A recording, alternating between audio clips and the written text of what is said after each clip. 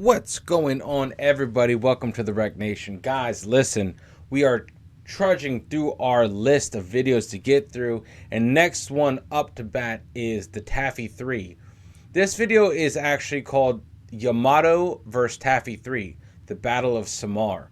Now, there are probably other videos, guys. I always choose the wrong one. But with the type of stuff that we have on the channel, it's actually awesome that I can go back and look at different videos of the same thing. You know, we're not trying to just stick on this one topic, but you know, I'm always open to it. Look at the Iranian siege. We did the animated version first, and then we did the documentary, and then over on Rumble we did the 6 days reaction, the film reaction. What a great movie. What a great movie. But anyway, we just finished up Battle 360 like, I want to say two weekends ago. Or last weekend. And we are now moving to dogfights. I think they touched on the Taffy 3 on Battle 360 with the Enterprise, right? So let's check this out. I'm here for it. And if anything, this is good because it repeats it, and I can absorb it easier. Like, it's almost like the first time you hear something, it's like the Cliff Notes version, and you're kind of like familiarizing yourself with names, right, and battles. Second time, we should pick up more things this time. So anyway, at least that's how I learn. Anyway, I'm talking all over this thing. It's not about me. It's about learning. So here we go, guys. Ready? Let's dive in. 3, 2, 1. Let's go.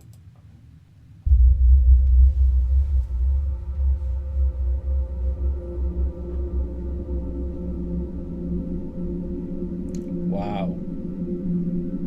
Samuel B. Roberts.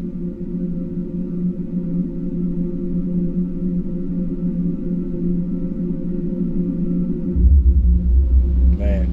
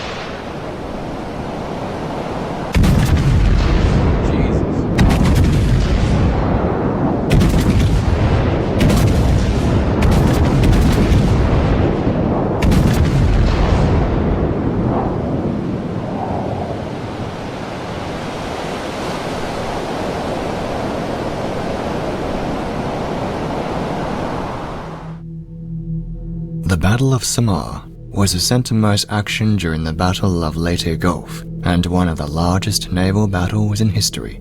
On October the 25th, 1944, one of the greatest last stands to take place in naval warfare occurred when the Americans, facing heavy casualties and overwhelming odds, ultimately prevailed against the might of the Imperial Japanese Navy Center Force under the command of Vice Admiral Takeo Kurita. I'm Liam Smith with Agent Smith Voice Productions, and in today's history video, I discuss a particular aspect on the Battle of Samar. The heroism and sacrifice of the United States Navy Task Unit TG-7743, call sign Taffy 3. Two of these ships I will mainly focus on, the destroyer USS Johnston and the destroyer escort USS Samuel B. Roberts. Combined with the destroyers USS Hull, USS Herman, and a handful of escort carriers, they faced the powerful Imperial Japanese Center Force led by the super battleship Yamato.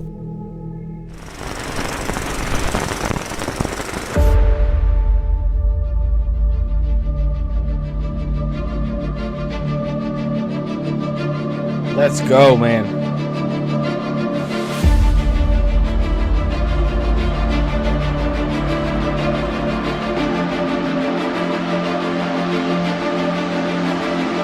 That's so awesome seeing like actual footage and shit.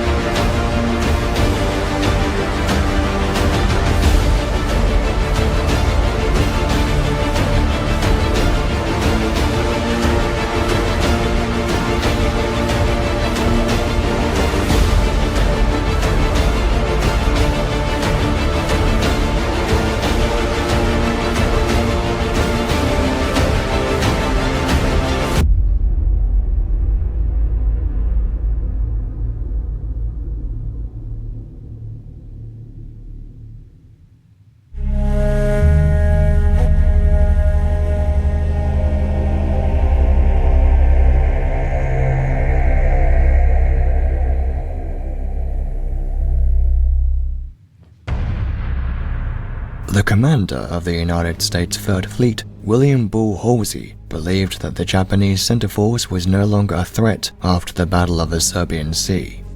In response, he sent his powerful Third Fleet to the northeast to intercept a Japanese center force consisting of 4 carriers, 2 battleships, 3 light cruisers, and 9 destroyers.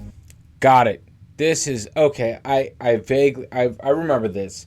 So after one of the battles, right, in the wherever he just said, what is it? The what do you call it? The what sea?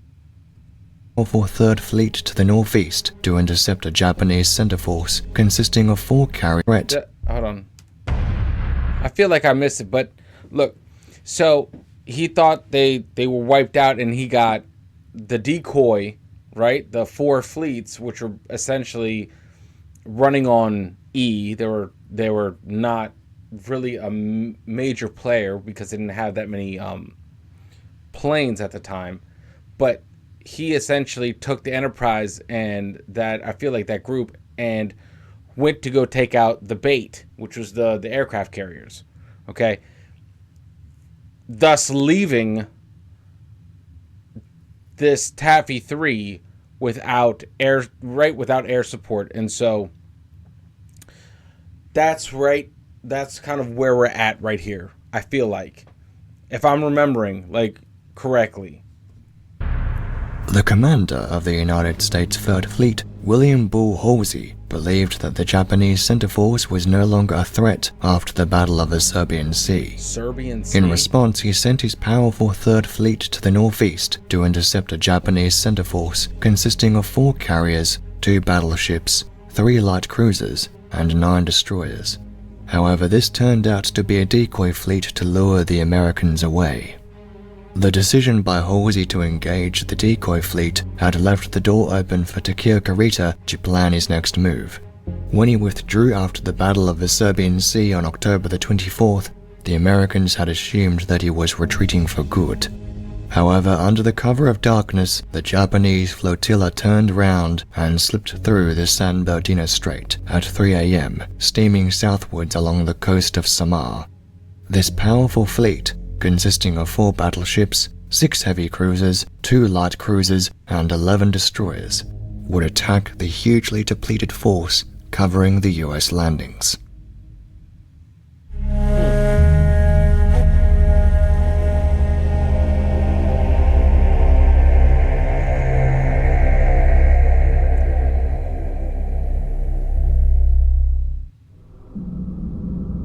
It was just before sunrise on the Philippine Sea off Samar Island on October the 25th, 1944. Steaming east of the island was the escort carrier St. Lo, which had launched a 4-plane anti-submarine patrol, whilst the remaining carriers of Taffy 3 prepared for the day's airstrikes against the landing beaches.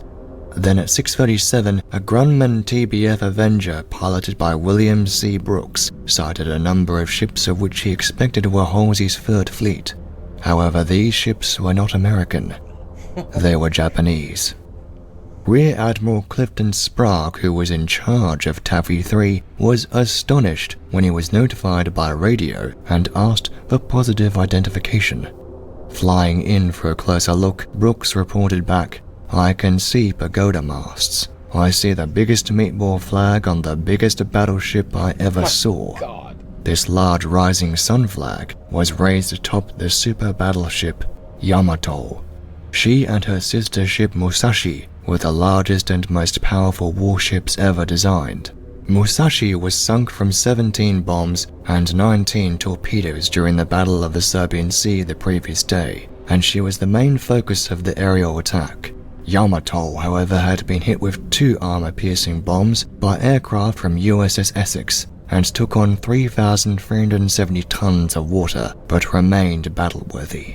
She displaced more than all of Taffy 3's ships combined, weighing 72,808 tons and equipped with 9 18-inch 45 caliber Type 94 naval guns, the most powerful naval artillery ever mounted on a warship. Each of these guns could lob an armor-piercing shell weighing as much as a small car, an unprecedented range of 25 miles. That's crazy. The biggest guns on Taffy 3 were the 5-inch 38 caliber guns mounted on the decks of the destroyers and the destroyer escorts. They were designed for use against aircraft and lightly armored targets. At 6:45 a.m., Taffy 3's first contact of Caritas Force was a visual sighting of anti-aircraft fire to the northwest. 5 minutes later, Rear Admiral Clifton Sprague ordered a formation course change and directed his escort carriers to launch their Wildcat and TBM Avenger torpedo bombers with whatever ammunition they had loaded.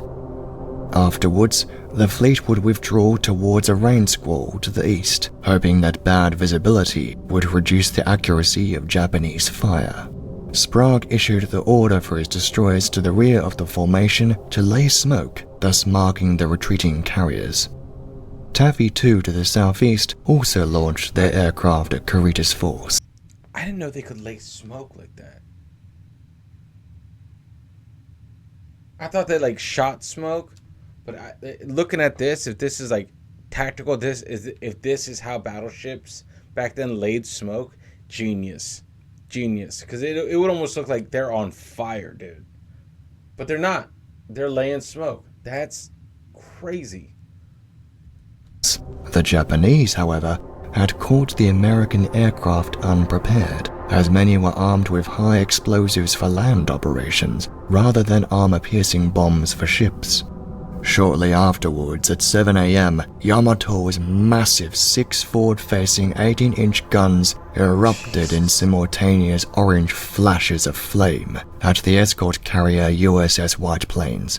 I unfortunately couldn't find any real archive footage of this incredible warship, except some rare photos and a few seconds of film of one of her salvos straddling White Plains, as much of the archive film and photos were destroyed by the Japanese. The CGI footage of Yamato was from the Japanese war film The Great War of Archimedes, and the awesome gun sound effects are from the free-to-play naval game World of Warships.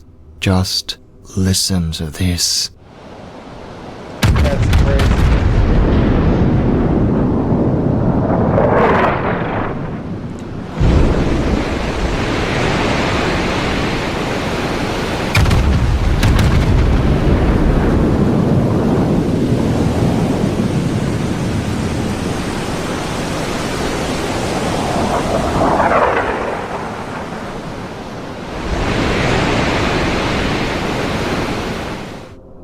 What is really fascinating to note here is that the Japanese warships used different colored dye markers, also known as spotter dye. These allowed the Japanese to spot their own shells and make targeting adjustments.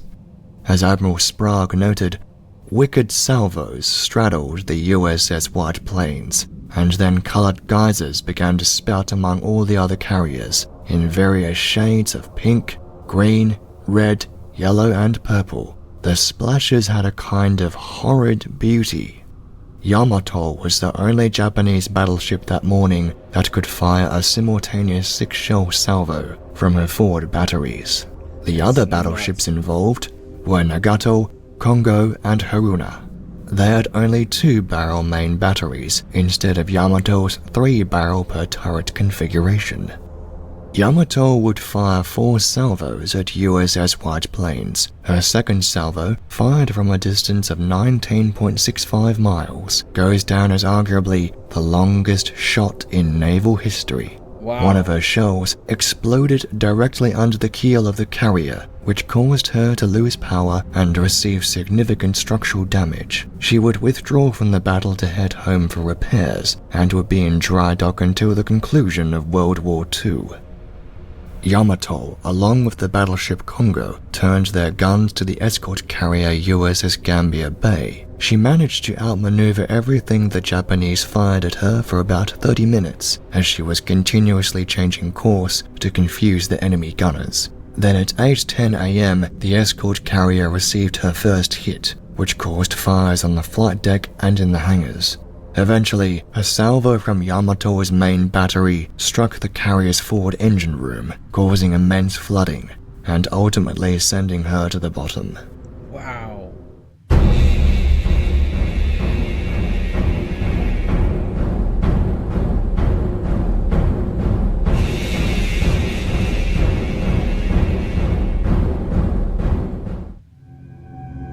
I will now draw your attention to the 2 ships of Taffy 3 I mentioned at the start of this video, the destroyer USS Johnston and the destroyer escort USS Samuel B. Roberts. Along with the destroyers USS Hull and USS Herman, they pulled off some of the most extraordinary acts of bravery in naval history. The charge was led by Commander Ernst E. Evans of the USS Johnston. Just after 7 o'clock, and without consulting his commanders, Evans laid down a protective smokescreen whilst zigzagging towards the enemy. Roughly 10 minutes later, Gunnery Officer Robert opened fire at the attackers, registering several hits on the heavy cruiser Kumano superstructure, which erupted into flames. In response, the Japanese fleet turned their guns towards the USS Johnston and fired.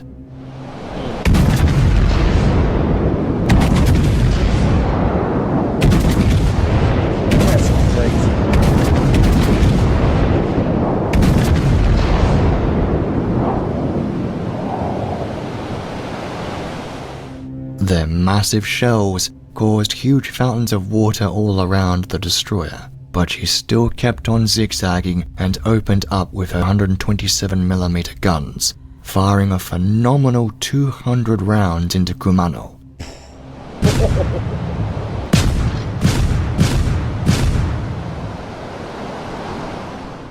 At 4.4 nautical miles, she fired a full salvo of 10 torpedoes. They slammed into Kumano, and the resulting explosion ripped her bow clean off.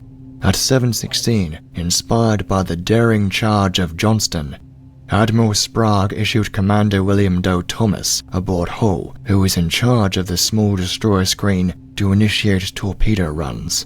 The 2 destroyers Hull, Herman, and the small destroyer escort Samuel B. Roberts threw themselves through the smokescreen into the battle.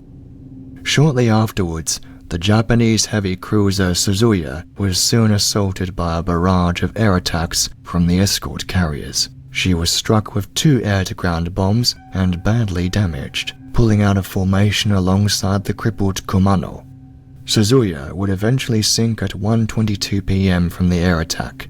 The relentless torpedo and air attacks caused immense confusion to Garrido's fleet, giving the impression that he was facing a powerful carrier task force.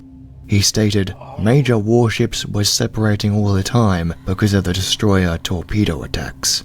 He realized that he was losing more tactical control every time his ships had to turn to avoid Taffy 3's torpedoes.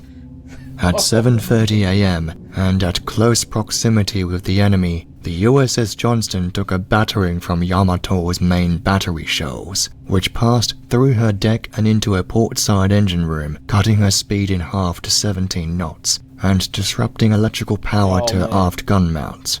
Moments later, 3 6.1-inch shells from Yamato's secondary battery slammed into the bridge of the Johnston. This was evident by her after-action report, but what is interesting to note here is that the Americans didn't know the shell caliber of Yamato's main battery was 18-inch. It states, ship sustained first hits which were composed of a salvo of 3 14 or 16-inch projectiles, followed very closely by 3 6-inch projectiles.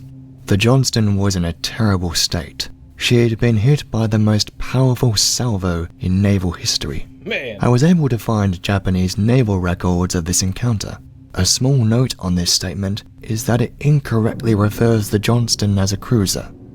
A charging cruiser emerges from behind the smoke. Yamato engages her from a distance of more than 10 miles and scores a hit from the first salvo.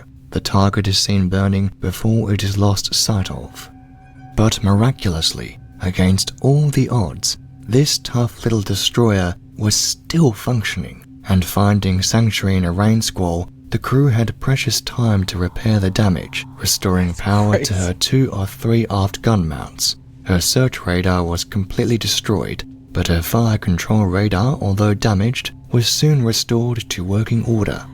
Through the swirling rain, the USS Herman and the USS Hull passed the crippled ship, and although severely wounded, Commander Evans saluted the destroyers as they charged the Japanese flotilla.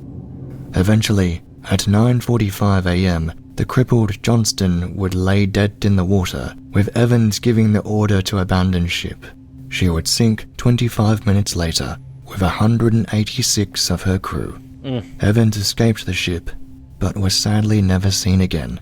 He was posthumously awarded the Medal of Honor for his actions. As the Japanese destroyer Yokikaze cruised slowly past, several surviving crewmen noticed the captain salute the sinking Johnston. It was one of the few acts of gallantry shown that morning. Wow, man. Come on. Like, that's crazy. Like, I love this. It's kind of like we did Battle 360. That was like a zoomed out, if you could say, a zoomed out version of this. Now this is like, we're in it. This is the story of the Taffy 3 within that Battle 360 within the Pacific Theater, the naval battles. And it's just, I needed this. I needed this breadcrumb, this puzzle piece, to learn a little more. So I thank you guys for commenting this, for suggesting this video.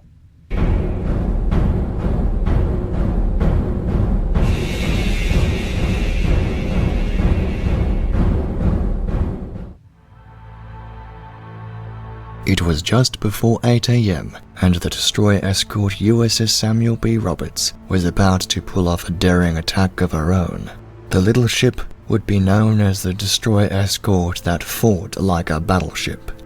Against the orders of his superior officer, and inspired by Evans' charge, Commander Robert W. Copeland proceeded at full speed following the USS Herman in attacking the Japanese heavy cruisers.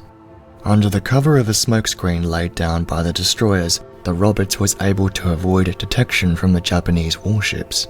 Copeland denied his gunnery captain permission to fire, as he didn't want to draw attention to his ship even though targets were in firing range. At 8:10 a.m., whilst the Roberts was nearing the carrier formation, the Japanese heavy cruiser Chikuma appeared out of the rain and fired her fore and aft armaments at the escort carriers. Upon seeing this, Copeland gave the order for his gunnery captain to open fire. For the next 35 minutes, the two ships traded broadsides, and the little destroyer escort would fire an astonishing 600 rounds from their 127mm guns into the heavy cruiser. That's insane!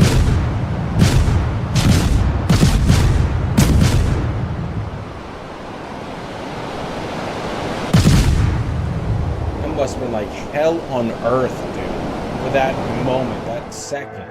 Chikuma, whilst possessing a more powerful armament, had a slower rate of fire and was unable to hit the destroyer escort. Unbeknownst to the Roberts, she was soon joined by USS Herman, who engaged the heavy cruiser, putting her in a deadly crossfire. Chikuma's superstructure was devastated by armor-piercing and high-explosive ammunition. Several fires erupted along her superstructure, with her number 3 gun mount put out of action. Just like Suzuya, Jakuma would eventually succumb to relentless air attacks by TBM Avenger torpedo bombers, launched by the escort carrier USS Kitcon Bay. At 8:51 a.m., the Roberts was straddled by a withering volley of multicolored salvos from Yamato, Nagato, and Haruna. Desperately trying to dodge the incoming shells, Copeland tried to fall back, but now the little destroyer escort was becoming an easy target for the Japanese. Then, all of a sudden, Copeland reported a tremendous explosion with the impact of 2 14-inch shells fired from the Japanese battleship Congo. The explosion blew a long jagged hole in the destroyer escort's port side. It wiped out the number 2 engine room, burst the after fuel tanks, and started several fires on the fantail. Eventually at 9:10 a.m., the order was given to abandon ship, and the Samuel B. Roberts rolled over and sank at 10:05 a.m. 3 officers and 86 men were either killed, missing, or died of wounds.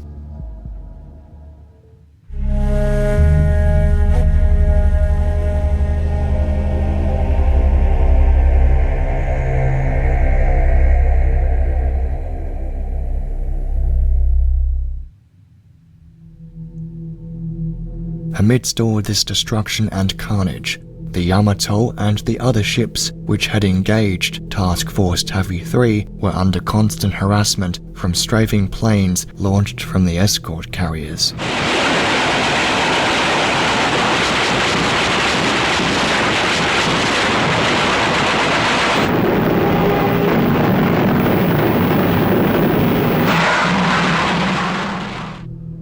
Shortly after the sinking of the USS Johnston, the Yamato would be forced to take evasive action to avoid torpedoes launched by the destroyer USS Hull, but not before landing the killing blow on Hull from her secondary guns. After veering away north for 10 minutes to avoid the torpedo salvo launched by Hull, Yamato turned back into the battle, firing her 18-inch guns onto the escort carrier USS Gambia Bay, which, as I mentioned earlier in the video, sank under intense shelling from the battleship. Eventually, due to the evasive actions to avoid the torpedoes, Yamato was forced out of the engagement. Kurita had lost what should have been the most effective gun platform at the height of the battle. At 9:25 a.m., he ordered rendezvous, my course north speed 20. His intention was to regroup his scattered ships, but as the battle raged on and it was becoming increasingly clear that the prospect of heading back towards Samar Island was not going to happen, Kurita officially withdrew his center force at 1:10 p.m. His decision to withdraw was based on a lack of solid information, as no one was able to provide him any reliable intelligence on the true strength of Taffy 3. Absolutely crazy. Yamato would only see a handful of battles during the Second World War, which eventually led to her sinking during Operation Tanichi-Go. But during the Battle of Samar, the battleship exceeded all expectations. She sank one escort carrier, the USS Gambia Bay, with an 18-inch shell to the engine room, hit and sunk the destroyer USS Johnston with a 3 18-inch salvo broadside, sank the USS Hull with her 6 secondary batteries, and managed to severely damage the escort carrier USS White Plains with the longest shot in naval history, 19.65 miles. Without the effective role of the aircraft carrier during the Second World War, Yamato would have been the ultimate naval weapon she was originally designed to be. Despite her success during Leyte Gulf, Operation Shogo was a complete disaster for the Imperial Japanese Navy, which ceased to be an effective fighting force. Thank you so much as always for watching. I really enjoy making. Guys, come on. That was awesome, man. Jeez, for those of you guys that followed along during the Battle 360 series over on YouTube, well, over here on YouTube, they touched on this. And you know what? They touched on a lot of things, and that's kind of what these series do. It's like they don't spend a lot of time. They don't zoom in. They're more like big picture documentaries, right? Especially World at War is like big picture, zoomed out. You know, they don't really get into the individualistic stories too much. So this was nice. This was a good addition to that Battle 360 series. You know, and I'm here for all of these things, guys. You know, remember, we're not the World War II reaction channel, guys. We're not going to be that. There are other conflicts, other battles, other military maneuvers, other military tactic videos that I want to get to, as well as obviously our current journey is World at War over on Rumble. But yeah, guys, this was awesome, phenomenal. Like, I feel like it filled in some of the blanks. It helped us see a little bit closer into the Battle of Samar, whereas Battle 360 just glanced over it. In fact, Battle 360 was mainly following the USS Enterprise. So anyway, guys, much love. Thank you for rocking with me. Thank you for rocking with the channel. You guys are absolute legends. Make sure you unplug. Make sure you do something legendary. And I will see you on the next video, guys. Later.